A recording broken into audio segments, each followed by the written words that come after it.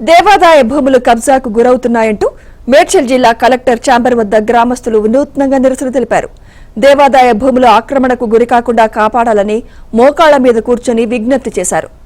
Tumkunta municipality పరిధిలో దేవరయాంజిల్లో సుమారు 15 ఎకరాల్లో కబ్జాకు గురైన భూముల్ని కాపాడాలని వారు నిరసన తెలిపారు.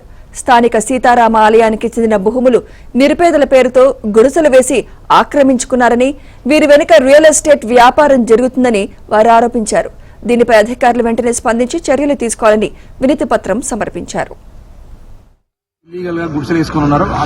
ముందుగా రోడ్ కాంట్రాక్టర్ ఒక 5-6 గుడిసెలు వేసుకొని దాన్ని అదునుగా తీసుకొని ఒక పెద్ద మనిషి మా ఊరికి సంబంధించిన ఒక కుల పెద్ద ఆయన ఏం చేసిందంటే కొందరు గుడిసెల వాళ్ళ దగ్గర డబ్బులు తీసుకొని వాళ్ళతో కుమ్మక్కయ్యి ప్రతి గుడిసెకు ఒక 5 లక్షలు 4 లక్షలుగా వసూలు చేసి వాళ్ళ గుడిసెలు వేసి బరాబర్ వేయించరా అని చెప్పి కూడా వాళ్ళు చెప్పడం జరిగింది. దీని మీద మేము చాలాసార్లు కంప్లైంట్ చేయడం జరిగింది. అధికారులు కూడా స్పందించారు. కలెక్టర్ గారు కూడా ఆర్డర్ ఉన్నాయి, తొలగిస్తామని తొలగించలేదు. అంతకుముందు 2018లో ఆర్డర్లు ఉన్నాయి, 2022లో ఉన్నాయి, 23లో ఉన్నాయి. మరి కలెక్టర్ గారిని ఎవరు అడ్డుకుంటున్నారో కూడా కలెక్టర్ గారు స్పందించాలి. నిజంగా పేదవారు ఉంటే ఆధార్ కార్డు తీసుకోండి, సర్వే చేయండి, ఆ ప్రభుత్వ పథకం ఇందిరమ్మ ఇల్లు ఇస్తారా, డబుల్ బెడ్రూమ్ ఇస్తారా ఇవ్వండి, కానీ అక్కడున్న మాత్రం తొలగించండి.